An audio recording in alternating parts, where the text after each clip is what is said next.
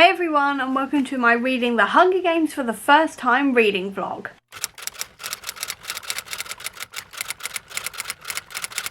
I know, The Hunger Games has been out for absolutely years now. I have owned this book since 2009 and I still haven't read it yet. But now is the time. I am finally going to read The Hunger Games and I am really excited about this. Obviously, I've heard so many things about this. I watched the movies when they first came out. I literally think I watched like Mockingjay Part 2 on the day it came out. I distinctly remember doing that.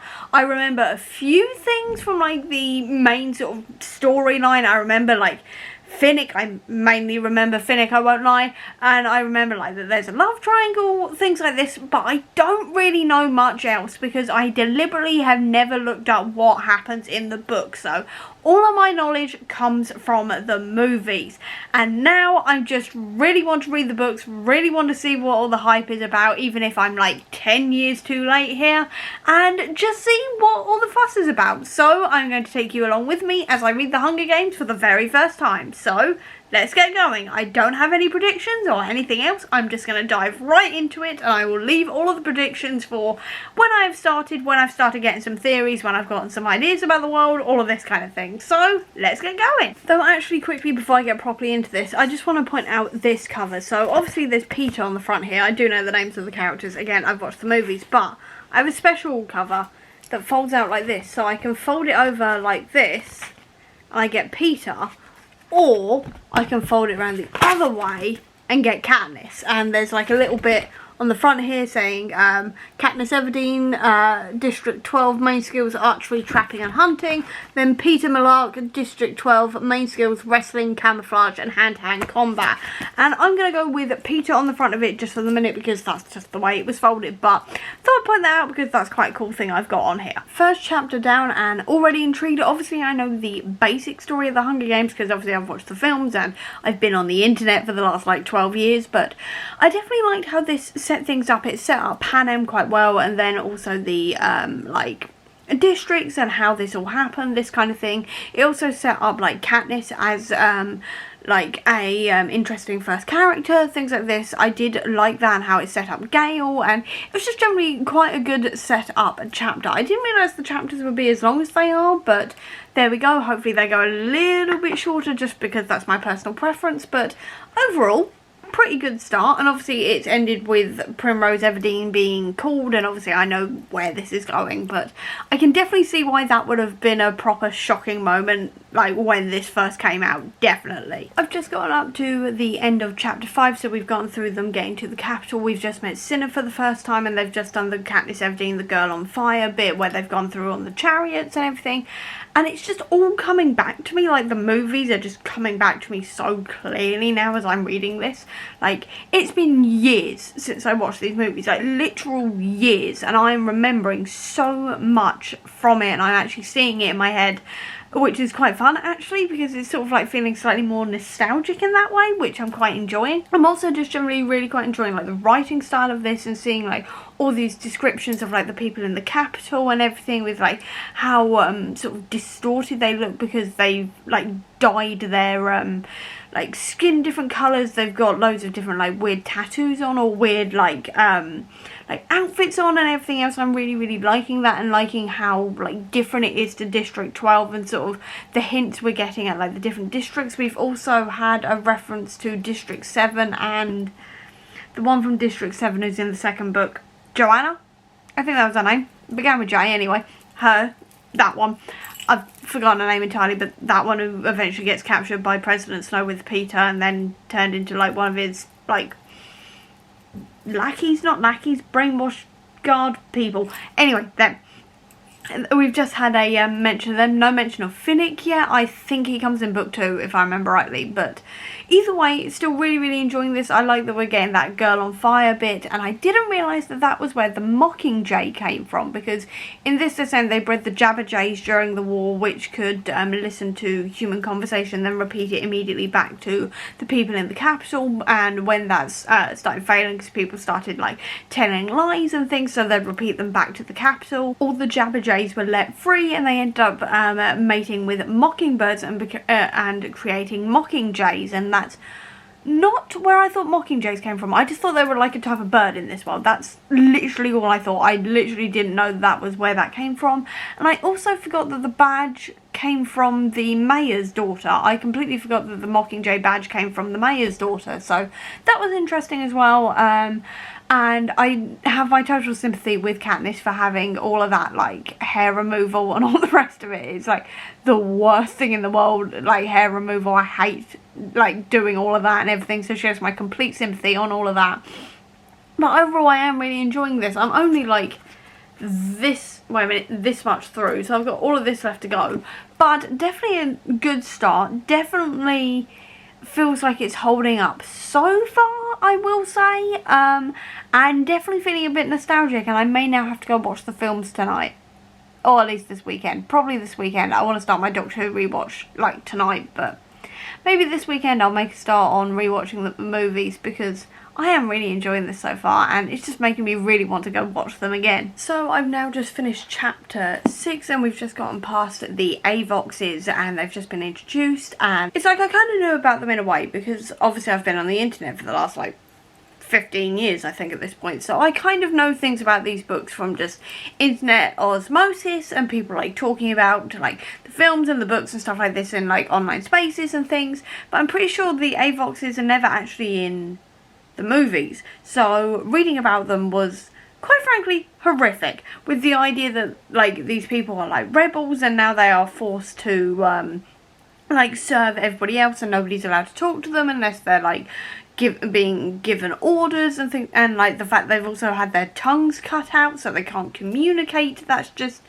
horrific, and this is what I'm getting the whole way through this. There's, like, this low level of, like, horrificness that I hear, like, within this world. I mean, it's already horrific that they're literally forcing children to fight to the death for entertainment or at all in any sense.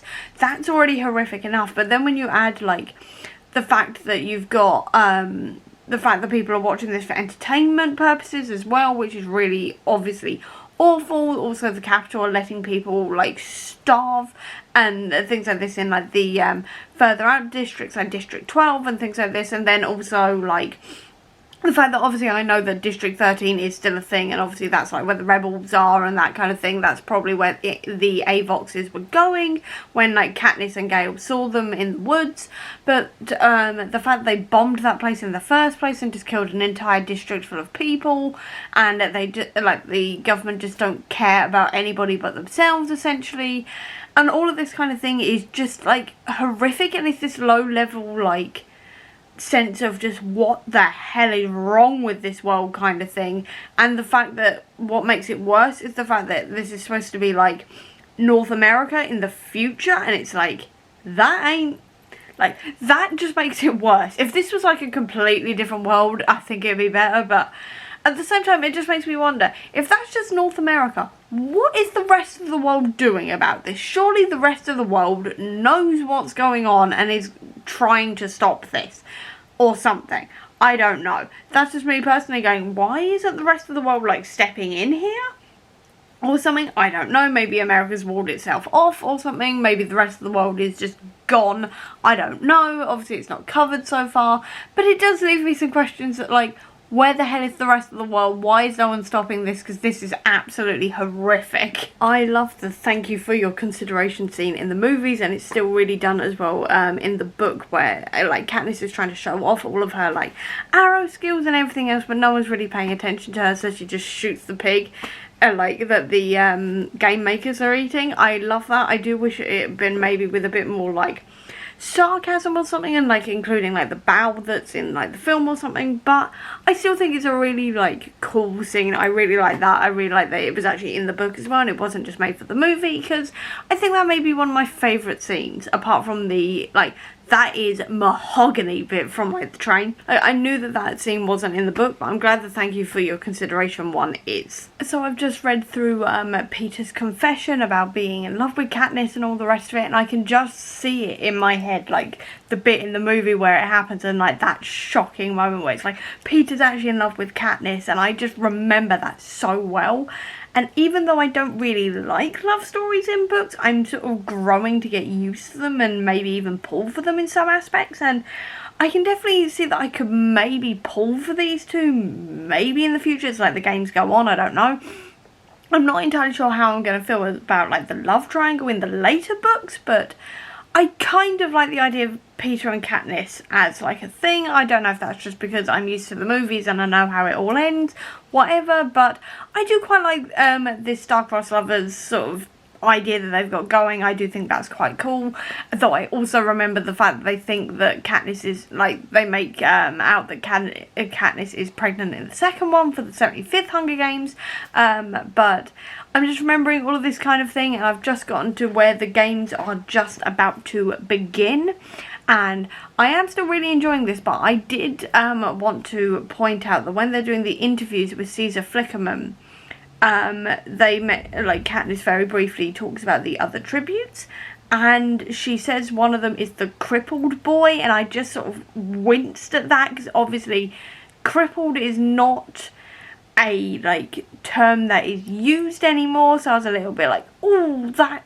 is a little bit outdated. I don't think even at the time that was acceptable terminology. I could be wrong on that, and please correct me if I'm wrong on that, but looking at that from like a 2023 point of view, like 15 years later, that just made me go, oh, that's not a, no. That was just a bit of a eek, cringe moment there, I won't lie. So if you are reading this series for the first time and you do have an old copy at the very least, be prepared for like words like that to be used at points throughout this, because they're in there. I don't know if it improves throughout the rest of the series, obviously, but that one is in here and it did make me sort of wince a bit at that point, so be warned about that. But back to the actual storyline, I am now towards, I'm on chapter 11 I should say, so I'm like this way through and I've got this much left, and we're just about to head into the Hunger Games. It's literally just said let the 74th Hunger Games begin, so we're about to get into the big battle bit, and I am sitting here going, oh, this is the bit I've been looking forward to, because I always like battle scenes, I like fight scenes, and this is the bit that I've been really looking forward to. So yeah, excited to see where this is going to go, because I remember Rue dying. I'm not ready to watch Rue die, I won't lie, but I remember Rue dying. I remember Katniss and Peter trying to kill themselves right at the very end, and like then the Capitol forcing them to like both live, so like are forced to let them both live. I remember that. I don't know if that happens in the book though. I know that happens in the film, so I don't know if that happens in the books, obviously, because I've never read these before. But I can't remember anything else. I think the fox-faced girl kills herself with poison, I think that happens. I can't remember much else though, so yeah, excited to see where this is going to go, because I can't remember anything now. I think Peter does use his like camouflage skills at one point, but maybe that's the second one. I've got no idea. I have no idea. Either way, cannot wait to get into this bit now. We're into the like what I'm going to call like the slightly more like juicier bit, because we're getting into like the action scenes, and I really enjoy like action scenes and everything else. So we're past the setup. Let's get going into the actual Hunger Games, and as they say, let the Hunger Games commence. Apologies if you can now hear the fan, but it's just really hot in here, so I've had to put it on. Anyway, I completely forgot that Peter joins up with the careers, and I can't remember why he does it. He's like, I can't remember why he's doing it. I think it's just to try and save Katniss and keep her alive somehow by like keeping them away from her, if I remember rightly, but I can't remember that. I can remember the tracker drackers, I remember that bit from the films, but I couldn't remember Peter joining up with the careers. So that was quite interesting, and we've also just seen more of Rue, and I'm like, I know what's coming. I know what's coming, and I'm like, I don't want to see what's coming in that sense. I really don't, because that's going to be really sad. But yeah, there's a lot in here that I forgot. I forgot about Katniss getting injured in the fire. I forgot, obviously, about Peter there. And I forgot quite a few things, actually. It's quite surprising how much you forget over the years. Like, when I read Dark Shade of Magic last month, over the last couple of months, I can remember a lot from the books. But in this, even though I watched the movies loads of times, I have forgotten so much. So this really feels like experiencing just the general story, like, for the first time. It really feels like that, which is quite nice. And it really feels like I don't know where it's going, you know? And I have also now officially hit around the halfway mark, or just over the halfway mark, which is also great, because it means I'm flying through this. I mean, the writing is, reasonably big in my copy, so I am getting through it quite quickly. But yeah, there was definitely a lot of things I didn't remember, which I'm kind of surprised about, kind of not at the same time, but it still feels quite surprising to me. I will say that there are a few moments where it feels a little bit sort of dated, like I said earlier, but I'm still really enjoying this. I'm definitely enjoying this. I'm definitely wanting to carry on reading, and I'm just generally having a good time right now. I'm having another wet hair, don't care kind of day, because I can't be bothered to dry my hair. Anyway, so I wish with the Tracker Jacket scene where Katniss got stung and she had all of these hallucinations, that we actually saw like a description of those hallucinations, because we were just sort of told like the outline of what she saw, like her dad dying and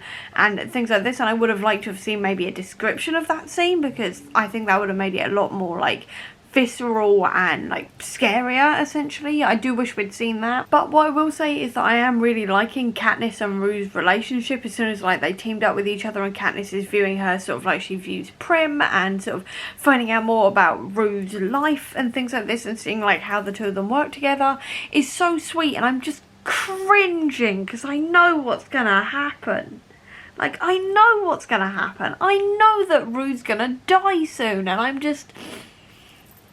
I'm not okay. I'm just like, I know it's coming, and I'm just kind of wanting to put off reading this so I don't get to that point, but I've got to carry on reading because I want to carry on reading. But I know that I keep on doing that. I keep on getting confused between Primrose and Rue and calling them Prue. Rue, I know Rue's gonna die soon, and I'm just like, I'm not ready for that. I'm not ready for that at all.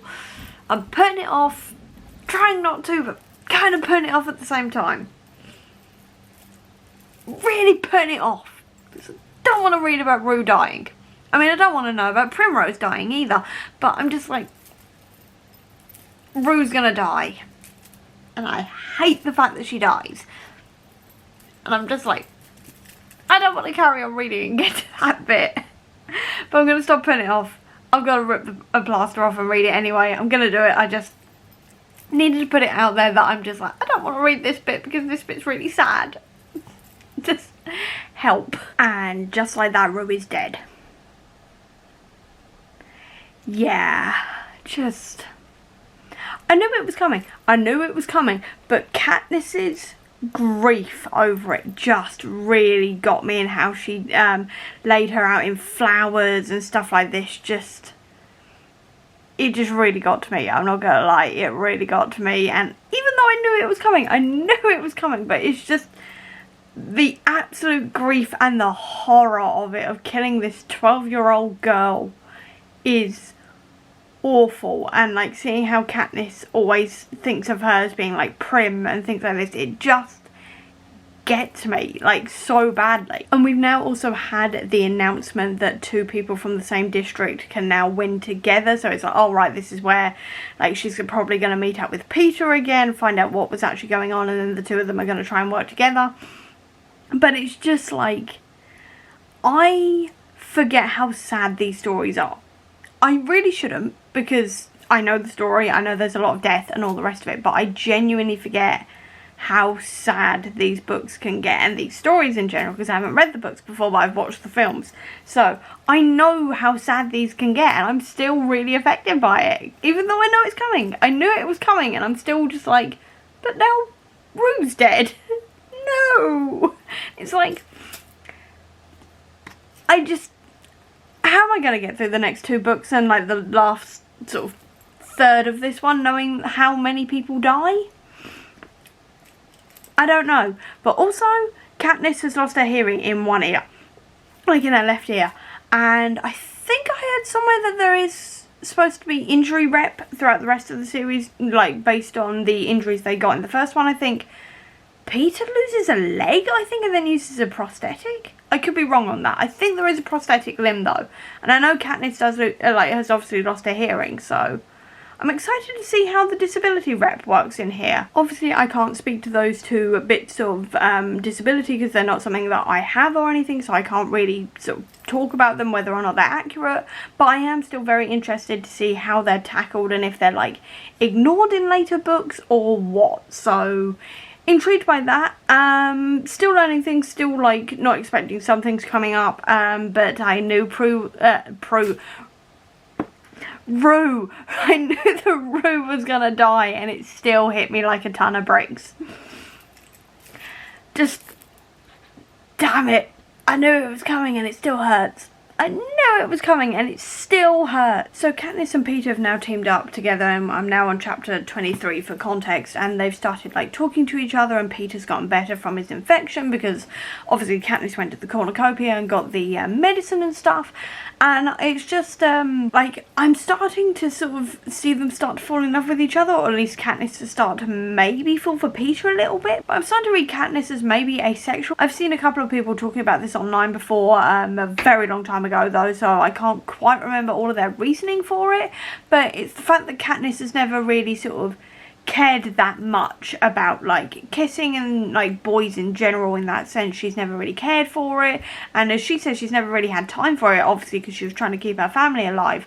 But at the same time, the way she reacts to kissing and things like this, it just makes me wonder if she may be actually asexual or somewhere on the asexual spectrum. That is very, very interesting to me. I think I may start headcanoning her as asexual until proved otherwise, because I'm definitely sort of getting that vibe from her, which I'm really enjoying as an asexual myself. So that I'm really enjoying, I will say. I'm reasonably enjoying like this slight build-up of romance as well. I'm glad it's taken this long to really properly get in here, because like I'm definitely more interested in what's actually happening within the games compared to like what Katniss and Peter are feeling for each other, to be honest. And also I would say that I would actually quite like to see chapters that aren't from Katniss's point of view, but to see it from like President Snow or like Haymitch's point of view, or Effie's, or anybody else, as somebody outside of the game, so you can see kind of what the game makers are doing and why they're doing these things, and like their reasoning behind like setting the fires and changing the rules so 2 people can win instead of just 1 and things like this. I would like to see people like points of view chapters from those people, because I think that'd be really, really interesting.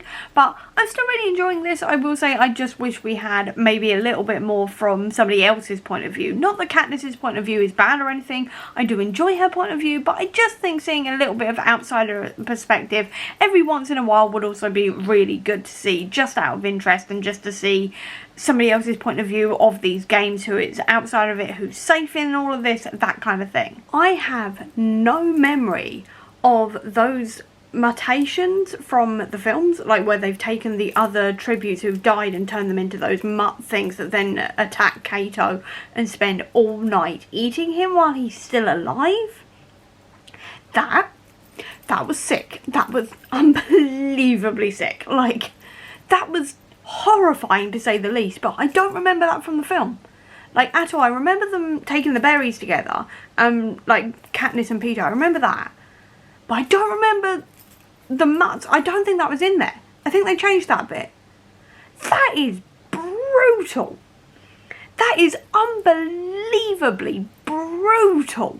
My God. And with that, I have now just finished The Hunger Games, and I really enjoyed this in a lot of ways. I really enjoyed like the characters of this. I really liked how, like, this is gonna sound weird, I didn't enjoy how horrific it was, but it worked for the story, and I appreciated that these books like went there and didn't like hold back in that sense, because I feel like if it had held back, it wouldn't have worked as well as a book, as a concept, or anything else. So I'm glad it sort of really went there in terms of like not holding back when it comes to like how all of the tributes are treated, how the capital sees everybody, how this all works, that kind of thing. Also the comment on how they originally, when Katniss was like taken out of the arena at the end, they wanted to surgically enhance her.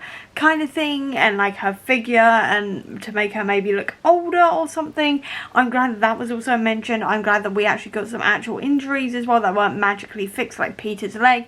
Katniss's deafness was fixed, but I'm glad that at the very least the like Peter's injury wasn't just, oh, and then it was fixed. He actually does have a prosthetic now and he walks with a cane, so I'm glad that that was still kept in there, because I really hate it when injuries are like just magically fixed in books and films and all the rest of it. It really, really annoys me, so I'm glad that was in there.